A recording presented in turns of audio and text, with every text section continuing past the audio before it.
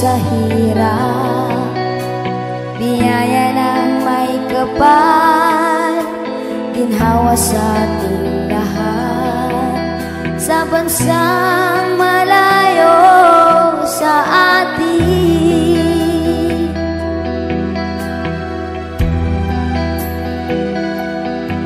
Aking amang minamahal, alagaan mo si Ina, sakripisyong napakahirap ang iiwan ko kayo. Masakit man isipin, labag man sa kalooban, kailangang tanggapin dahil sa kahirapan.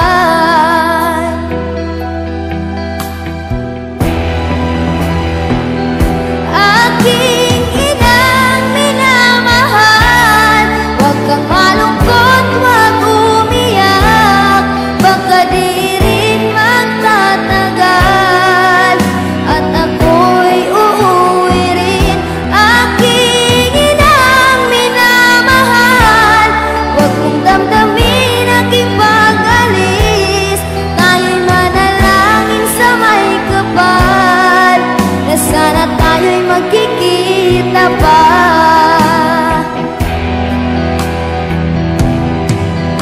Hanggang sana pupuntahan ko, higit na napakahirap. Di ko alam kung anong kapalaran ko, pagod pananabik, lungkot di naalis, sa bansang maraming nakipagsapalaran.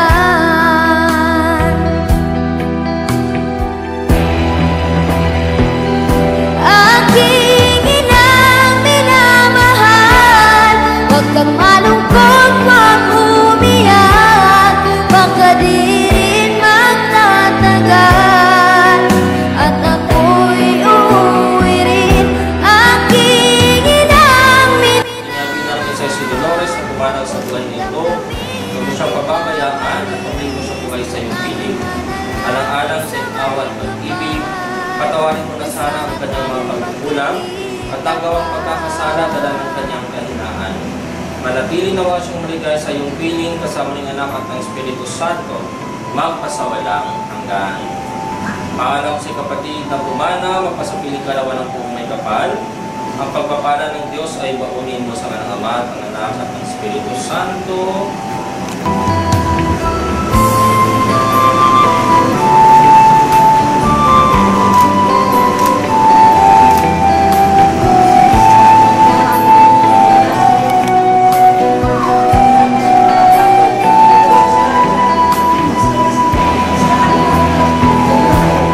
aking inang minamahal, huwag kang malungkot, huwag umiyak, baka di rin magtatagal at ako'y uuwi rin.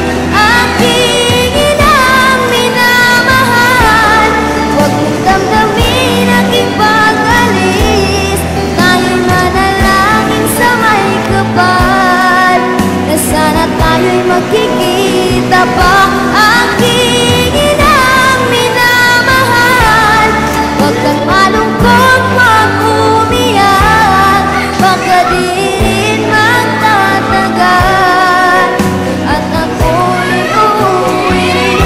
Aking inang minamahal, huwag mong damdamin aking pag-alis, tayo'y manalangin sa may kapal, na sana tayo'y magkikita pa.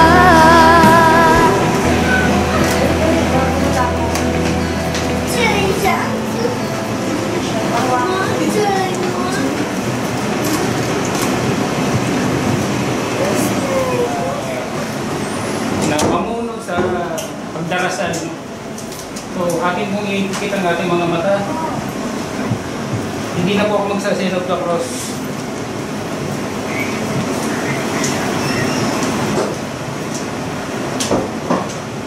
Bagamat marami pong nalulungkot Panginoon sa pagpanaw ni ate. I used to call her ate. Nung makilala ko siya noong 1995. Dahil lagi akong lumadal doon sa tindahan nila. Sarap ng WSS. Bagamat maraming nalulungkot sa pagpanaw, ang aming mahal na Ate Loling, no? Panginoon, bigay mo po ng kalakasan, ng loob, spiritual at moral ang kanyang pamilya, na malagpasan ng kalungkutan na yan. Ating, sana po'y maisip ng bawat isa, no? Ng kamatayan na hindi katapusan, bagkus ito'y isang pasimula ng isang bagong buhay, parang araw. Panginoon, bigyan mo po kami ng gabay na paggamat ang buhay sa dulo ay kamatayan pa rin, ay ipamuhay namin ang araw-araw na kami maging masaya, pakabuluhan, at maging biyaya ang bawat isa sa kanyang kapwa. Ika nga, nakasabihang English, no? Be blessing to others. Mahalin namin ang bawat isa. At sana rin po, Panginoon, ay pagpatuloy ng kanyang mga kamag-anak, anak, apo, ang kabaitan na ipinakita niya. Paano kung nasabing mabait? Kasi pag dumadaan ako doon sa tindahan nila sa MWSS before, no? Palabati siya at lagi niya akong inaalok ng bulalo.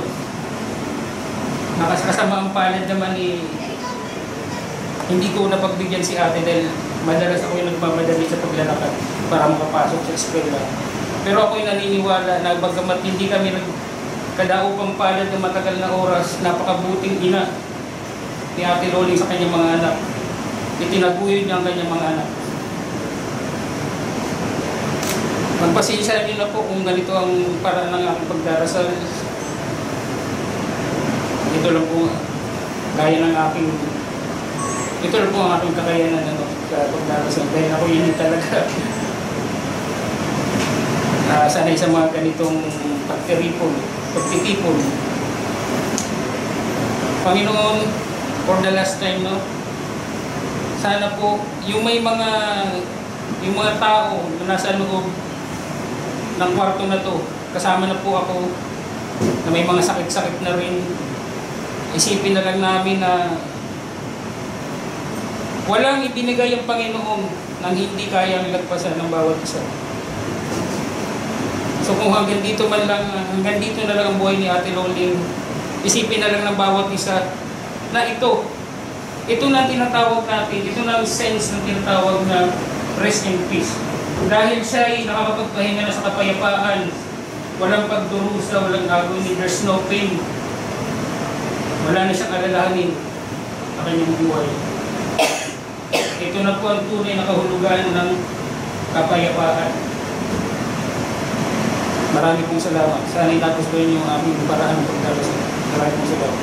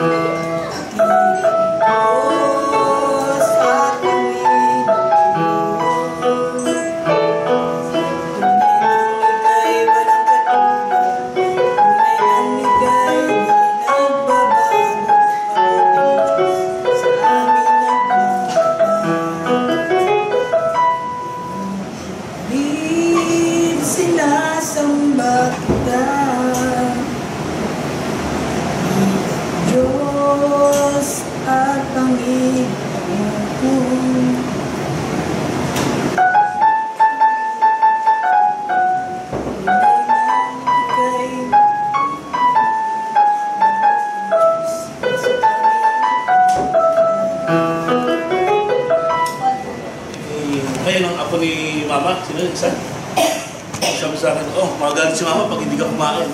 Kasi may ano pala, nung nandun ako sa Australia, noong December, talagang ano siya, maalalahanin. Sabi, Jimmy, kain ka na, huwag kang ano. Mauna ka na dyan, dahil pagkain, talagang maalalahanin siya. Kaya nga si Kuya Joseph, dahil kapatid ko, na nakatira sa Australia, doon na siya. Talagang, isa doon mama na talaga namin din siya. Lalo si Kuya Joseph, matagal na rin sa Australia. Talagang ano siya. You know, my brother Joseph is very close to mama. That's why. Talagang napakabay talaga na. Talaga naman lahat naman tayo talagang pupunta dyan eh. Talaga yung prayer lang para kaya nga tama sabi namin yung kasalanan. Kaya sabi ni Father talaga daw na kung ano man mga nagawa kasalanan, yun, pag natin humingi ng tawad talaga. Para pag dumating yung time na ganito, tulog sa lahat. Hindi lang sa atin, pati sa mahal natin sa buhay. Alam ko, masaya sa mama ngayon. Yun talaga. Praise God. Alam ko. Si mama yung pangalawa kong ina. Wala akong masabi kay mama sa dami. Hindi ko mag-isa-isa kasi siya yung mama ko na hindi nagagalit pero hindi matatawa ka kasi kahit pagalit yan, baguhin mo lang yung sasabihin mo, wala na agad. Siya lahat yung basta siya yung pinaka-the best sa lahat kasi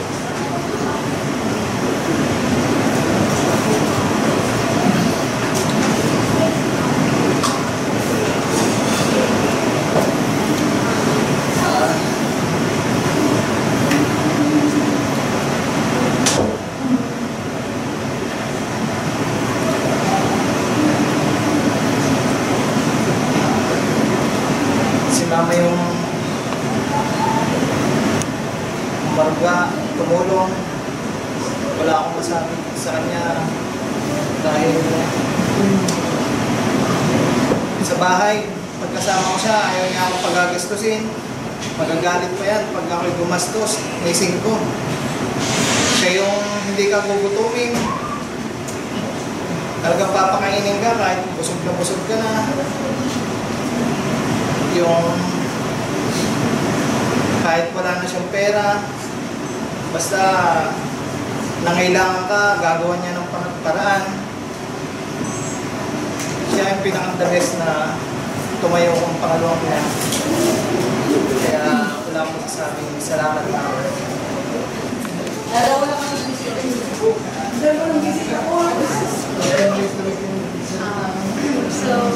ayun, hindi ko sa inyo lahat. So, ako po si Fiona, yung feeling ko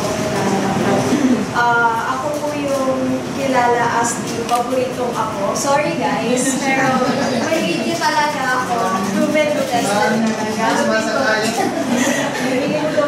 So, ano ba si Mama Lek?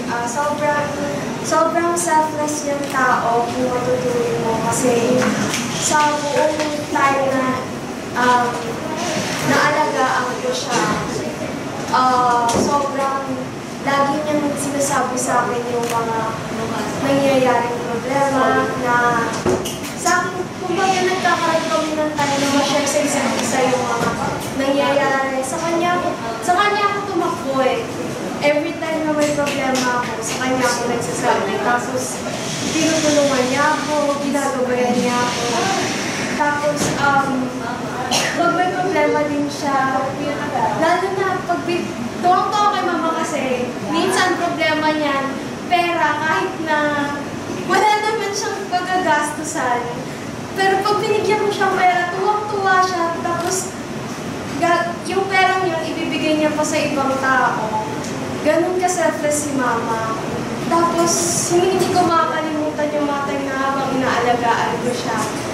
Laging pag-uwi ako from school, tapos pupunta ako sa kanya.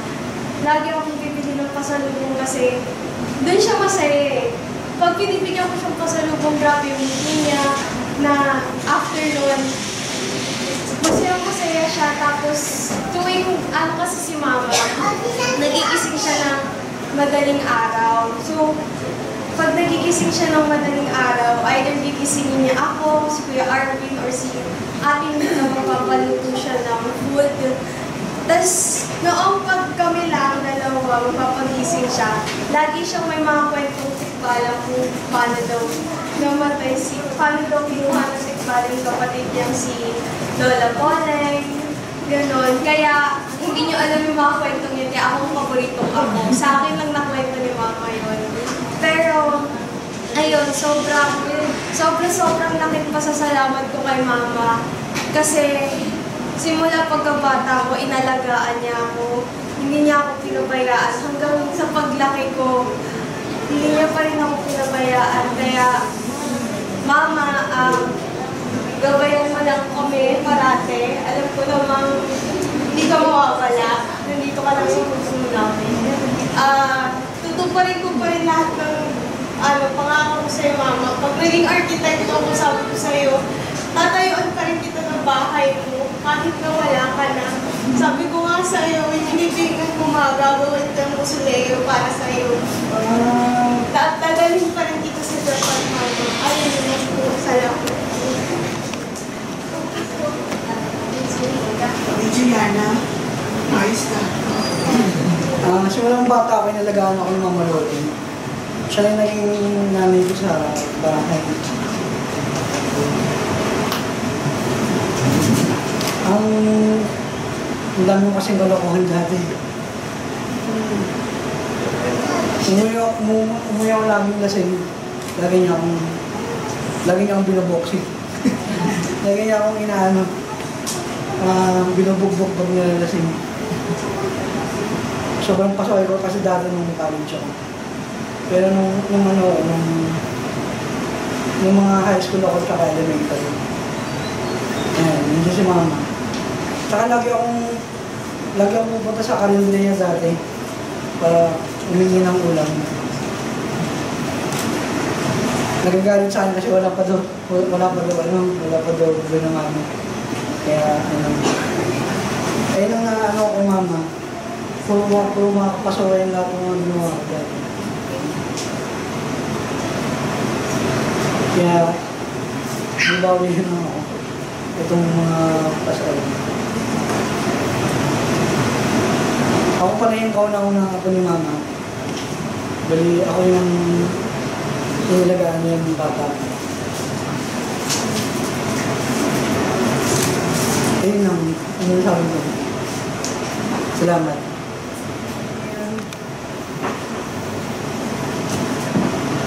Maganda di ka na nahihirapan doon sa sakit mo. Tinalaya ka na yun. Tanggap na namin na gano'n ang nangyayari. Kaya, habang tumatagal, kaya ako hindi nagpapakita. Kasi mas lalo ako nasasaktan. Nakikita ka kang nahihirapan. Kaya sorry Ma, kung wala akong mga time na yun. Kasi ayoko nakikita kang nahihirapan ka.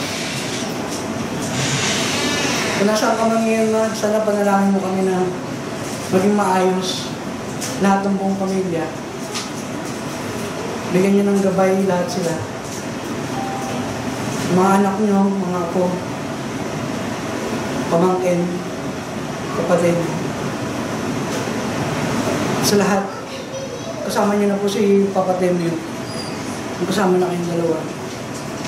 Maraming salamat Ma sa alaga mo sa amin. At malaking sa amin yan, malaking bagay kung ano man yung narating namin yan. Maraming salamat ba? Maraming salamat. Hello, ako po si Ruby. Isa pong apon po ni Mama Loli. Makikilala niyo po ako sa isang maliit po na bata, nung bata pa po ako, na ininom po ako sa gatas po kay Mama Loli, na hindi ko pa po maalala, pero lahat po sinasabi sa akin. Sinabi po ni Mama Loling, sinabi po nila sa akin na si Mama Loling po ay masaya po sa akin. Yung masaya po pagkasama ko po siya. Mabait po si Mama Loling, yung parang sobrang selfless po. Naalala ko po nung isang bakasyon po last year, nag-stay po ako sa Capitol. Tapos po, in-invite ko po yung mga kapatid, yung mga kaibigan ko po doon po sa Capitol. Tapos po, in-invite ko po sila na nag-sleepover po. Tapos yung mama at yung papa ko po, ayaw po sa idea po na yun. Pero po, si Mama Loling po, yung parang sobrang agree po sa akin po, yung nagsaside po sa akin, kahit yung sarili po niyang anak, ayaw po niya. Sinaside po ako ni Mama Loling dahil alam ko po, mahal po niya po ako. Sobra po siyang selfless po at sobra pong bait po sa akin. Alam ko po na sinasabi po nila na masaya po sila sa taas. Masaya po si Mama Loling sa heaven po. Pero alam ko po, mas masaya po siya nung nandito po siya sa atin, sa buong pamilya po. Naalala ko po, parang ganito din po yung sakit po ni Lolo. May cancer din po sa tiyan. Naalala ko po sa living po na una ko pong na-experience. Hindi ko pa po na-accept na napatay na po ang aking lolo. Tapos ito na po ang pangalawang experience ko po. Napatay na po ang aking lola. Hindi ko pa po na-accept. Napatay na po siya. At hindi ko pa, at iniisip ko po palagi na nasa loob po siya sa ating mga puso po. Siya po ay isang mabait at selfless po na lola. At sa paglaki ko po, na-realize ko po na nawawala na din po yung ibang pamilya po natin. So, sinusulit ko po yung mga family time po na parang ganito po. Mabait po si Mama Lolo. Siya po yung parang isang depiction po na mabait po para sa akin. Kagaya po siya ni Lolo. Sana po, ito na po yung last time na maging sad po ako sa mga living. At na ma-realize ko po na maging happy po sila sa taas po. Pinapanangin ko po, pinapray ko po sila at sa pamilya po natin na huwag na po malungkot at ma-realize po na ganito pala po yung buhay.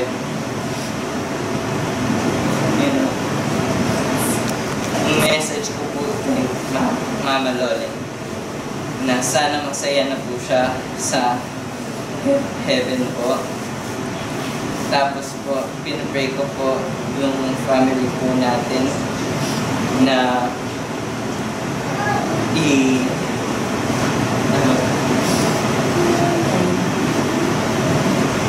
i-guide po si Mama Loling at sa buong pamilya po.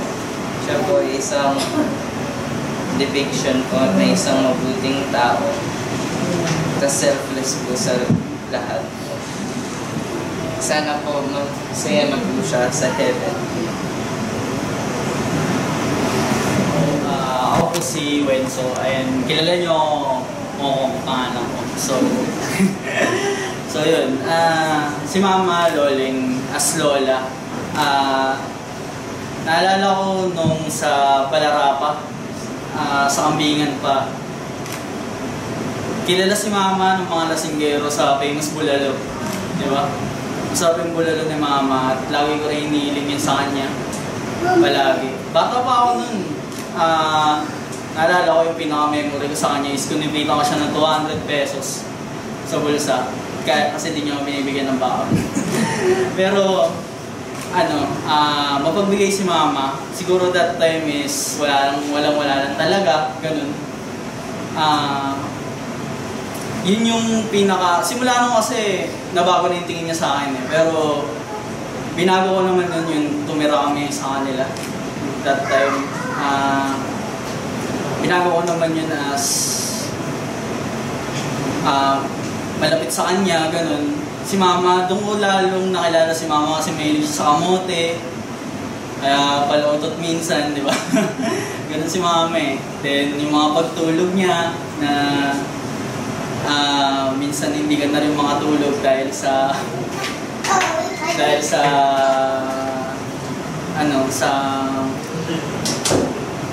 act ng pagtulog niya. Pero sobrang bait ni mama, hindi ka mawawalan kapag meron siya. Siya yung tipo na lola na hindi na baling siya yung wala, basta kayo meron.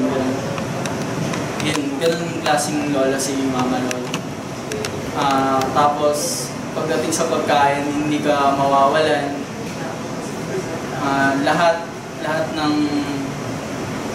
ng masarap na pagkain na luto niya, hindi ka mawawalan or hindi pwedeng hindi ka masatisfied kapag si mama lola yung lola. Yun lang, masasabi ko lang message ko lang sa kanya. Alam ko naman na sumaya naman si mama bago siya punta ng heaven. Nagawa naman niya lahat na siguro ng gusto niya at nabawi niya sa mga anak niya lahat ng or higit pa sa bucket list na hinihiling niya sa buhay niya. So, yun. Maingat ka dyan palagi and sana gabayan mo kami sa lahat ng pagsubok or challenges na paranasan namin sa buhay namin. Yun lang po. Sige. Sumula ka. Hello po, kami po ang mga apo ni Mama Loleng. Pangalan ko po si Kelsey. And Mama Loleng is my loving grandma. And I'm glad na naging lola ko siya kasi po siya yung mabait na lola ko po.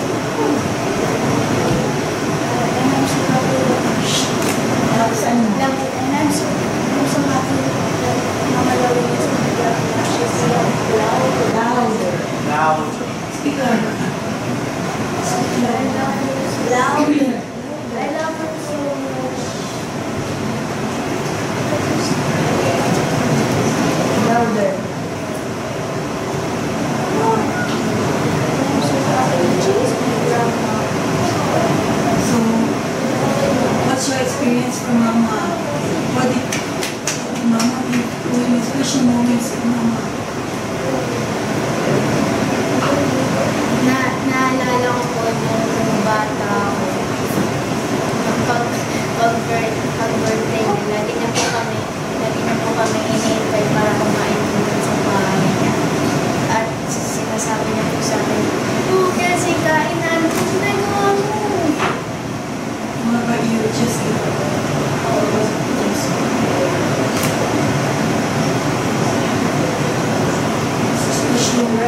Special memories with Mama.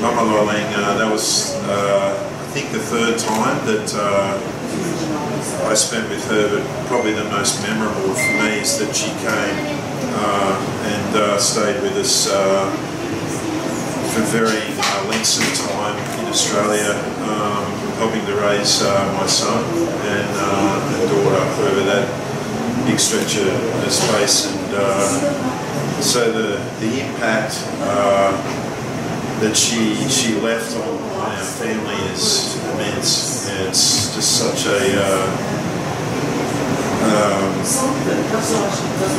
it's just life changing, you know. So I'm just indebted to all the effort that she put in. She was so kind, selfless. That you said before, Rui, yeah, that was spot on. Yeah, that's probably an understatement. She would put you first before herself in just about every situation that we were confronted with. We had lots of tough times over the years that Mama was there for myself and Lenny. Both of us worked tirelessly, and Mama was always there to help us through with raising Arthing in particular, and later Arthina. But just getting back to a personal memory I have of Mama is that when I met her back then, when she came to Australia and she was at our wedding, we were staying in a hotel there, and I was just waiting in the living room because I'm not allowed to see Lenny in the bridal year. So I was waiting there. Lenny was in the bathroom, so I'm just talking long distance, and then Mama comes out. I hadn't seen Mama. She came up towards me, and she was just stunning. She was just beautiful, and I said to her, "Look, I don't know which lady to marry, you know, because she was just looked amazing, and she had a good laugh at that, you know, and I knew that we were going to develop a good friendship, and we did. We had a really great friendship. It was not all roses. There were some ups and downs, but through it all, I just loved Mama for all the things that she did.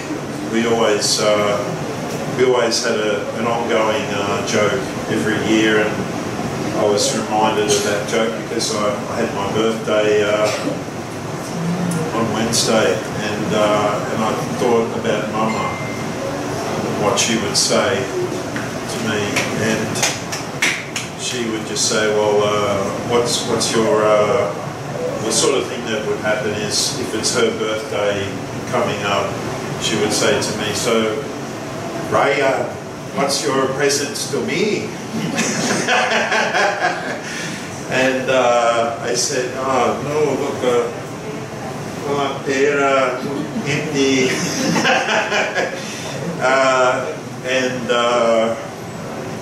And then so I just said, "Look, all I can give you is hugs and kisses." And she said, "Ryan, I don't want hugs and kisses. I want pera." So, yeah, I just wanted to, my final message to Mama is that if you knew the impact that you left behind with me and my kids, and the love that we have for you, if you could use that, to form a shield to help guide and protect you to Papa God, that would be my final wish for her. Thank you. Thank you, sir.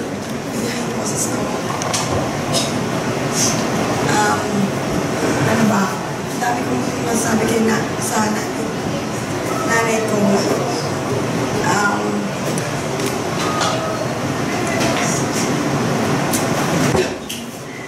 Si mama kasi sobrang bait ng nanay. Oh, yes, sorry. Ako po si Lenny.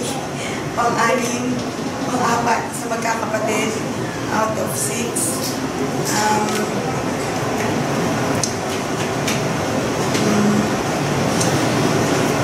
Bata pa man kami, so nagkaroon ako ng realization about sa life. Na syempre, mahirap lang kami. Talagang sobrang hirap ng buhay noon. At ang tatay ko ay nawala when I was only 18 years old. So nanay ko na yung naging mother and father namin at the same time. So, yung nanay ko talaga gumagawa siya ng paraan for us na maitaguyod kaming lahat, kaming anim na magkakapatid. And nung bata rin kasi ako nagkaroon ako ng parang sabi ko, kung ako ay medyo lumaki-laki na, gusto kong mag-aral lang mabuti, matulungan yung nanay ko. Gusto ko ganito yung mangyari sa buhay namin. Ayoko na ng hirap. Gusto ko tulungan talaga yung nanay ko that time. So, with God's grace, nakapunta po ako ng Australia. So, from then on, nangako ako sa tutulungan ko yung nanay ko. At siya ay naging malaking part ng buhay namin, ng asawa ko dahil simula pa nung nag-start pa lang kami, kinuha ko na yung nanay ko na mag-alaga ng aking anak habang ako'y nagtatrabaho. So, yung nanay ko lang bilang isang ina, kaibigan, talagang sobrang bait niya sa tao, sa kaibigan, sa lahat. Lalo siyempre sa aming pamilya. Ako yung ano niya kasi parang hinian niya, which is siyempre may mga time na medyo nagagalit ako kasi konting after siyempre ilang days wala na naman yung pera niya. Tapos pag binigyan ko ng relo, ng alahas, pag umuwi siya ng Pilipinas, pagbalik niya wala na yun ngayon. So, ganun siya So parang pag kailangan ng tao, ng may nangangailangan, talagang bibigay na. No matter kung ikaw ay may nanuloko sa kanya or something, talagang ibibigay niya, tutulungan niya. So nanay ko kapag nasa Australia, parang dala-dala ko yung Pilipinas kasi andun lahat yung problema. Sasabihan niya ako na anak, kailangan natin ang yung mag-anak natin, nagkasakit, ganyan. Tumulong sa inyo nung bata pa kayo, ganun. Very talaga siya, sobrang bait, na which is lagi ko sinasabi sa nanay ko, wala naman mang problema maging mabait, but huwag naman yung sobra, kasi to think na maubos na yung pera niya or anything, siya, hindi niya alam may sakit pala siya, kailangan niya ng maintenance, wala, as in talagang ubos. So, ganun siya sa sarili niya na mabigyan mo na ang lahat bago ang sarili niya. Sobrang naubos na yung luha ko kasi hindi ko talaga matanggap na wala na yung nanay ko, but sobrang sakit nung nawala siya kasi naging malaking bahagi siya for 13 years kasi yung anak ko 13 years old na mag-14. Siya yung talagang from the start na nag-alaga, nag-aruga, nagmahal. So, syempre, humingi rin ako ng patawad sa nanay ko kasi syempre minsan, pati kasi tinaulo ko may pagka, human being, nagkakamali, nasasaktan. Tapos, nagkakaroon ako ng realization at the end, parang nasigaw ako nanay ko. Nag-sabi siya na I love you. Sa pagalit ako, hindi ko walang response.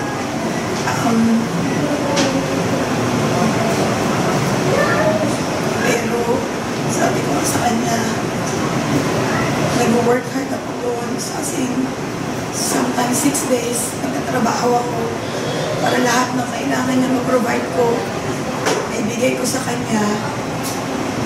Which is very, very supportive naman yung nanay ko. Sasabihan niya ako, sige anak, ako na bahala sa mga anak mo, huwag kang mag-alala. Very supportive siya na mag-trabaho ako at alam niya yun kung gaano ako mag-work hard. Yun lang, sobrang bait niya sa amin. Ayaw niya nagkakaaway kami. At mahal naman na kami lahat. 6 na magkakapatid. Lahat I think ng stress na nakukuha niya isa sa mga anak niya. Kaya sabi ko sa kanya, huwag na siyang ma-stress at ako na yung tutulong. But then may mga bagay talaga na isang na sobrang stress na stress siya. Pero sabi ko, okay na naman yung mga kapatid ko. Kahit pa paano, tumutulong na rin sa akin. Nasa Australia na rin sila. Bigla namang nawala yung nanay ko na parang this is the right time na kami naman ang tumulong sa kanya o sila naman this time. But then, all of a sudden, wala ang aking mahal na ina. Message ko sa nanay ko,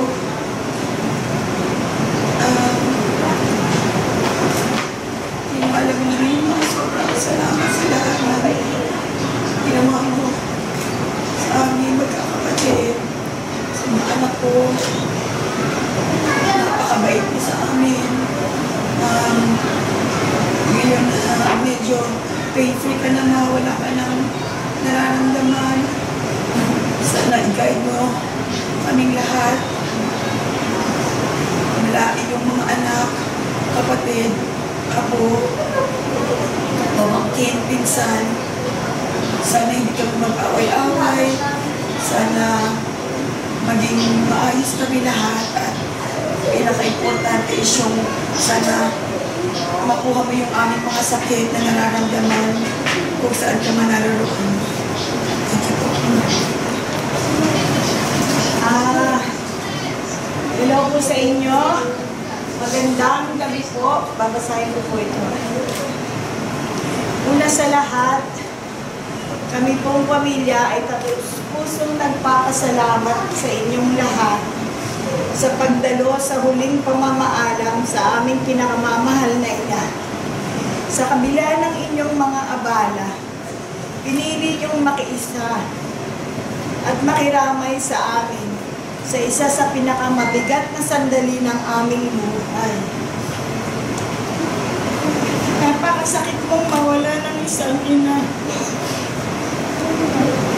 Siya ang ilaw ng tahanan. Ang unang umuunawa, ang unang nag-aalaga, at ang huling sumusuko sa kahit anong laban.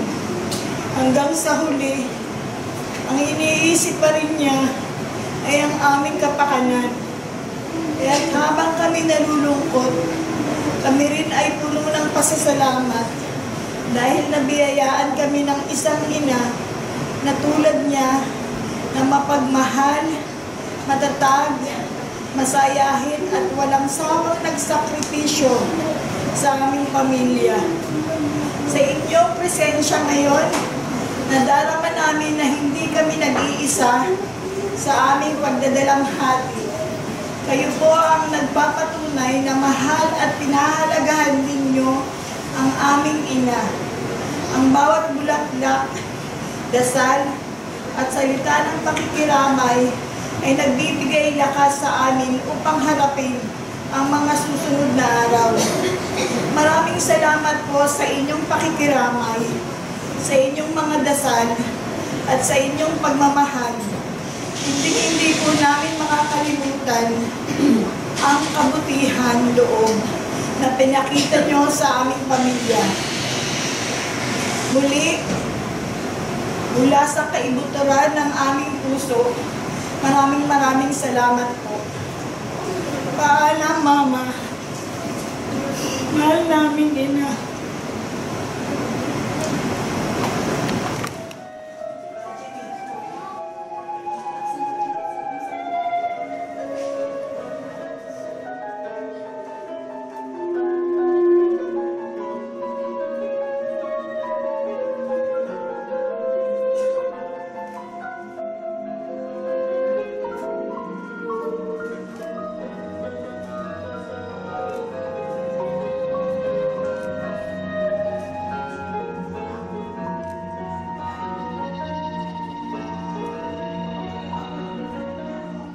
When I am down and oh my soul so weary, when troubles come and my heart burden be, then I am still and wait here in the silence until you come and sit around me.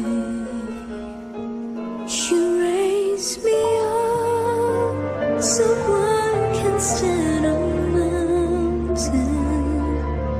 You raise me up to walk on stormy seas. I am strong when I am on your shoulders. You raise me up to more than I can be. There is no life without its hunger. Each restless heart beats so imperfectly. But when you come and I am filled with wonder, sometimes I think I glimpse eternity. You raise me up so I can stand on mountains. You raise me up to walk on stormy seas. I am strong when I am on your shoulders. You raise me up to more than I can be.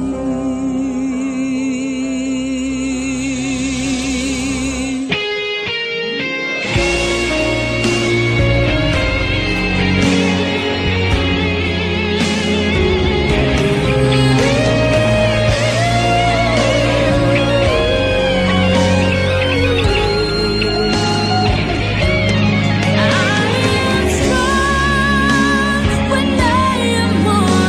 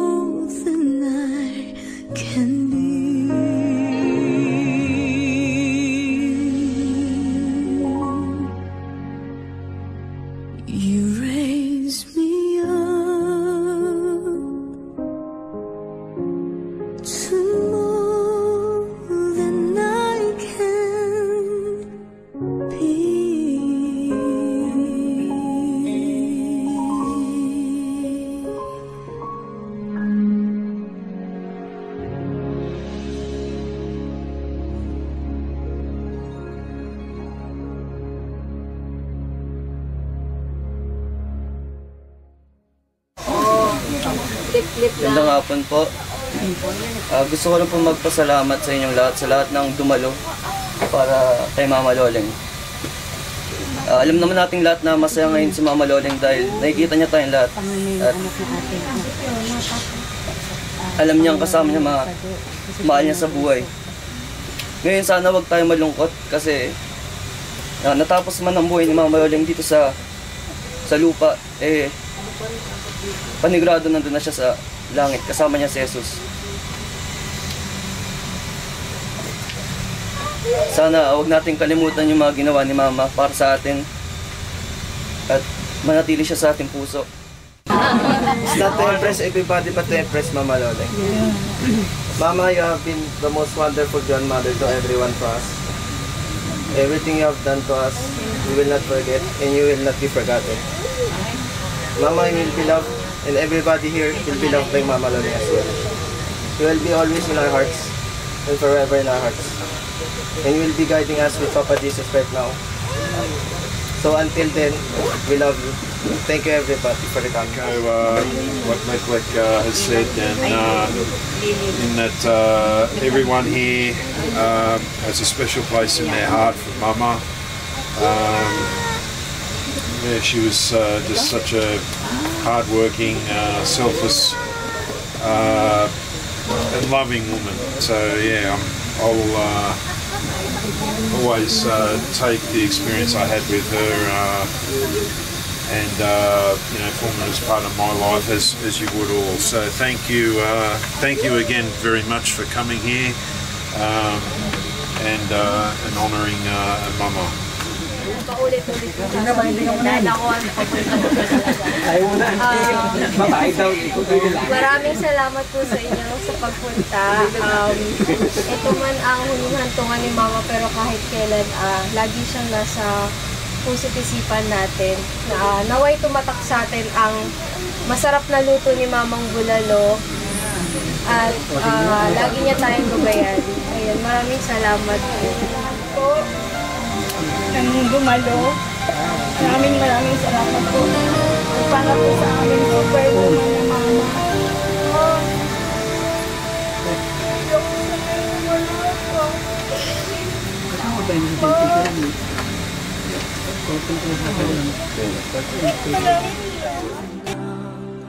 Ako'y isinilang mo dito sa mundong ibabaw. Ibinigay ang buhay ko na iningatan niyo. Mula noong ako'y bata pa, madalas ikaw ang kasama. Itinuro niyo tamang buhay ko para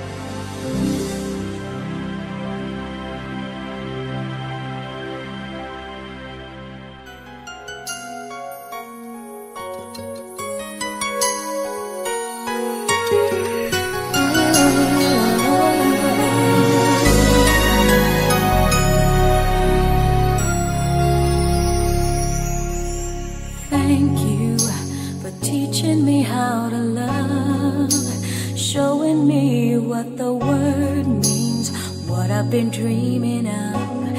And now I know there is nothing that I could not do, thanks to you for teaching me how to feel, showing me my emotions, letting me know what's real from what is not. What I've got is more than I'd ever hoped for, and a lot of what I've hoped for is thanks to you.